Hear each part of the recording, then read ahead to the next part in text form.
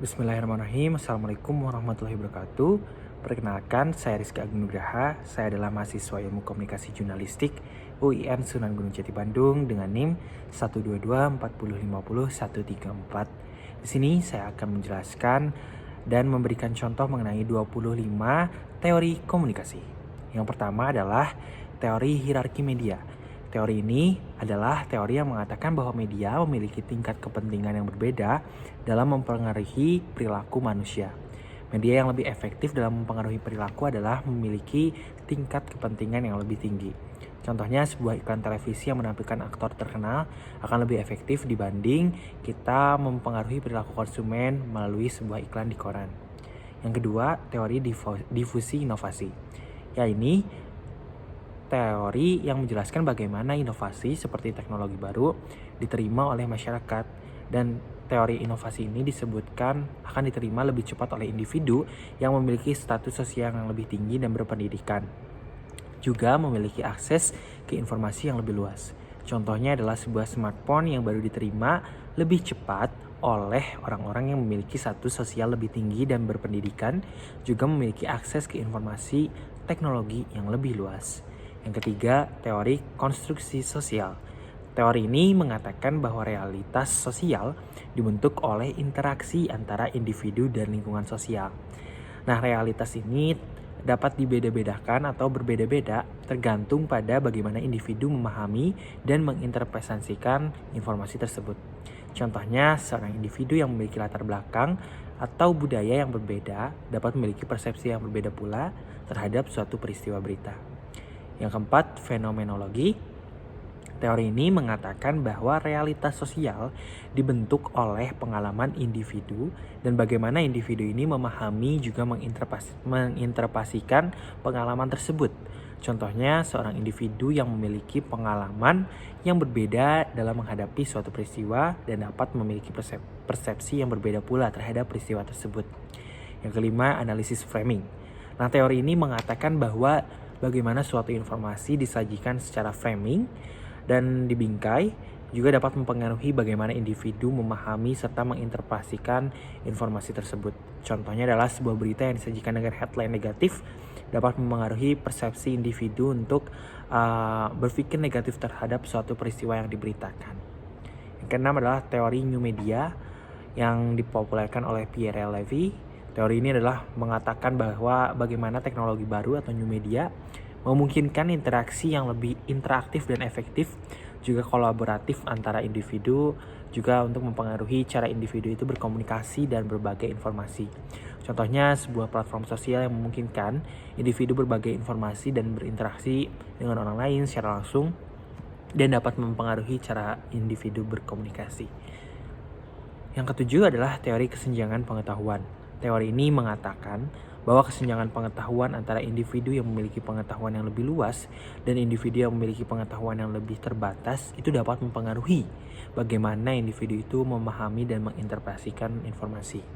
Contohnya adalah seorang ahli bidang teknologi yang memiliki pengetahuan yang lebih luas dapat memiliki persepsi yang berbeda dengan seseorang yang tidak mengetahui atau tidak di bidang teknologi, seperti itu.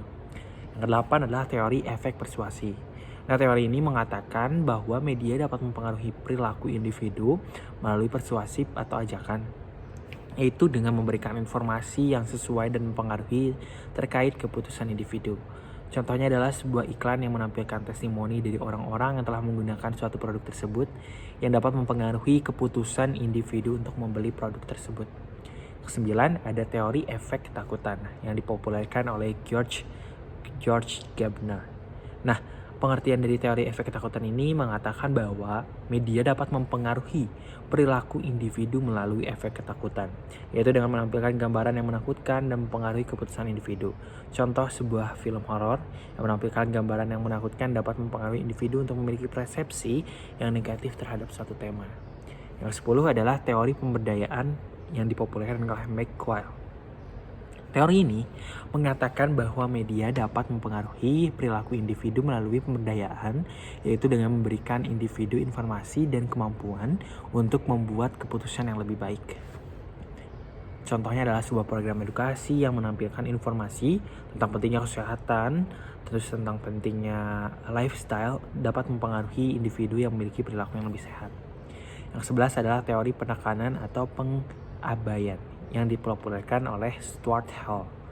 Teori ini mengatakan bahwa individu mempengaruhi bagaimana mereka memahami dan menginterpretasikan informasi dengan cara penekanan dan pengabdian atau pengabaian, yaitu dengan memilih bagian-bagian informasi yang ingin dipahami dan mengabaikan bagi yang lainnya. Contohnya adalah seorang individu yang memiliki latar belakang budaya itu memiliki perbedaan untuk memilih cara penekanan. Yang ke-12 adalah teknologi media. Teori teknologi media ini dipopulerkan oleh Marshall McLuhan. Teori ini mengatakan bahwa teknologi media mempengaruhi cara individu berkomunikasi dan berbagi informasi, serta mempengaruhi cara individu memahami dan menginterpretasikan informasi. Contohnya adalah sebuah teknologi komunikasi yang memungkinkan individu berbagi informasi secara langsung dan dapat mempengaruhi cara individu berkomunikasi juga berbagi informasi. Yang ke-13 adalah teori jaringan. Nah, teori jaringan atau network teori ini teori yang mempelajari bagaimana individu berhubung dan terinteraksi dalam jaringan sosial. Contohnya adalah profesional yang memiliki jaringan profesional yang luas dan menggunakan media sosial untuk mempertahankannya. Yang ke-14 adalah teori kultivasi atau cultivation theory yang mempelajari bagaimana media massa mempengaruhi persepsi dan perilaku individu. Contohnya adalah seorang anak yang sering menonton acara TV yang berisi kekerasan atau kejahatan untuk memenuhi kebutuhan dan kepuasan. Seperti itu.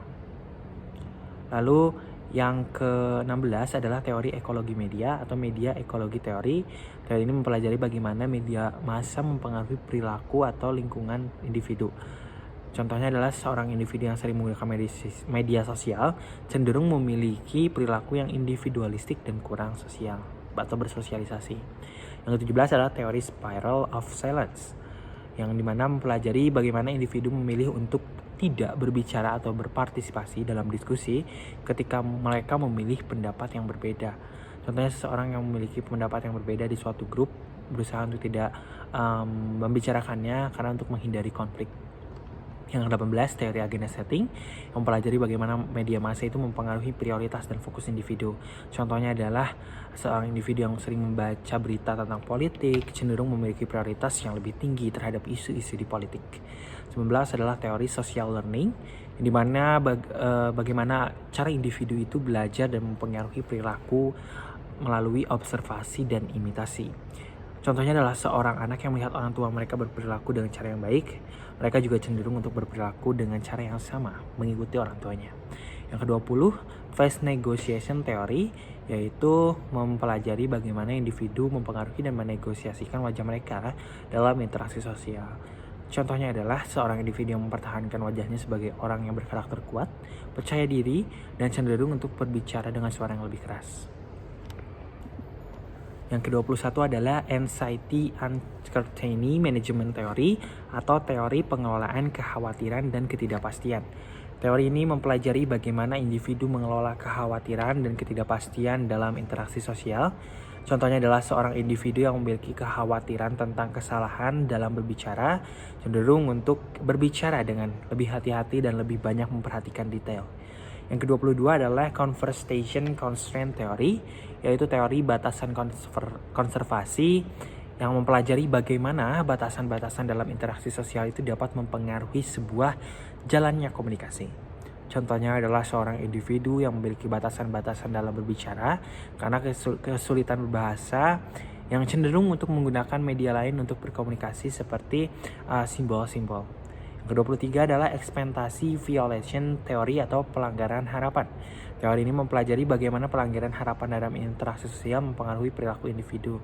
Contohnya adalah harapan yang tinggi terhadap suatu acara cenderung untuk merasa kecewa jika acara tersebut tidak sesuai dengan harapan. Yang ke-24 adalah Communication Accommodation Theory atau teori pengabdatalan komunikasi yang isinya adalah mempelajari bagaimana individu beradaptasi terkait bahasa, perilaku, juga hal-hal lainnya dalam interaksi sosial. Contohnya, seorang individu yang berbicara dengan orang tua memiliki bahasa yang berbeda dan cenderung untuk berbicara dengan bahasa yang lebih lembut dan mudah dipahami. Yang ketiga adalah 25, yang ke-25 adalah High Context and Low Context Theory atau teori konteks tinggi dan rendah yang mempelajari bagaimana konteks sosial mempengaruhi komunikasi.